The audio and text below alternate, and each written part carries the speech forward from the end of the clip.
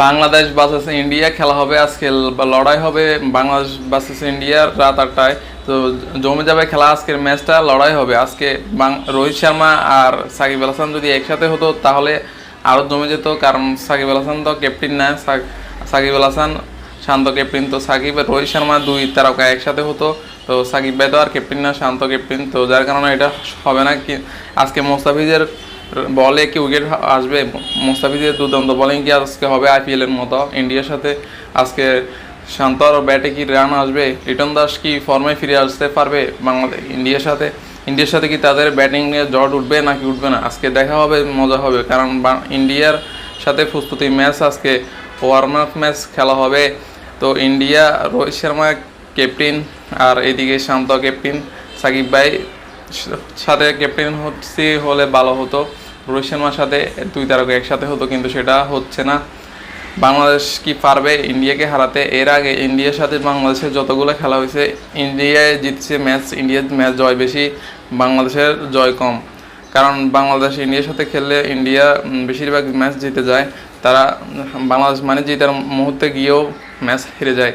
তবে বাংলাদেশ আর ইন্ডিয়া একসাথে হলে সেখানে অনেক জট হয়, অনেক তুফান হয়, আমরা দেখি ফাইসমে, আর অনেক আলোচনা হয়। যখনই বিশ্বকাপে ইন্ডিয়ার সাথে খেলা হয় বাংলাদেশের অনেক কিছু হয়ে যায়, যেমন গত বিশ্বকাপে অনেক কিছু হলো। লাস্টটা এক ওভারে বিরাট কোহলি হোয়াইট বলটা, যেটা হোয়াইট বল ছিল সেটা আম্পায়ার হোয়াইট দেয় নাই, তো এরপরে বিরাট কোহলি হাফ সেঞ্চুরি করে নিছে, তো যার কারণে সেঞ্চুরি করার জন্য আম্পায়ার হোয়াইটটা দেয় নাই, তো সেটাও অনেকটা সমালোচনা হয়েছে।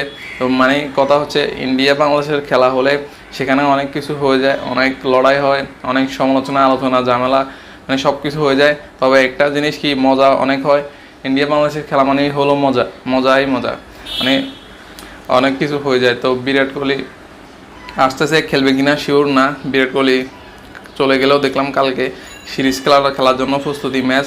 তবে ইন্ডিয়া নাকি সন্তুষ্ট নাই, তাদের স্টেডিয়াম সুন্দর সেটা ঠিক আছে, কিন্তু তাদের ট্রেনিংটা প্র্যাকটিস করার আর খাবার নিয়েও সন্তুষ্ট নয় তারা। তবে তারা সেখানে কোনো কারণ দেয় না তাদের এই সন্তুষ্ট নিয়ে। বাংলাদেশ ইন্ডিয়া কালকে ছবি দেখলাম ফটোশ্যুট, তো খেলা হবে। মোস্তাফিজ কি উইকেট নিতে পারবে?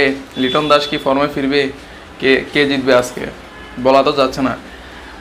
আজকে মানে শান্তর দল কি জট তুলতে পারবে আজকে বাংলাদেশের যে খেলাটা আজকে ইন্ডিয়ার সাথে, নাকি তারা ইউএসের মতো ইন্ডিয়ার সাথেও আস্তে করে হেরে মানে প্রস্তুতি ম্যাচটা হেরে মানুষদের নার্ভাস করে দিবে, সেটা বলা যাচ্ছে না।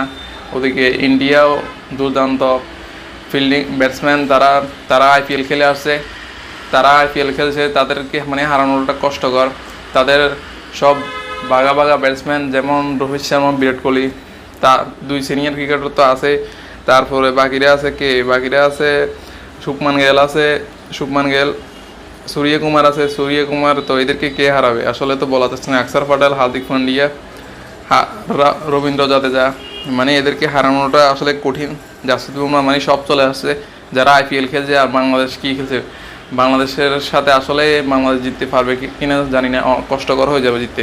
ইন্ডিয়ার জেতার সম্ভাবনা বেশি, বাংলাদেশ জেতার সম্ভাবনা কম।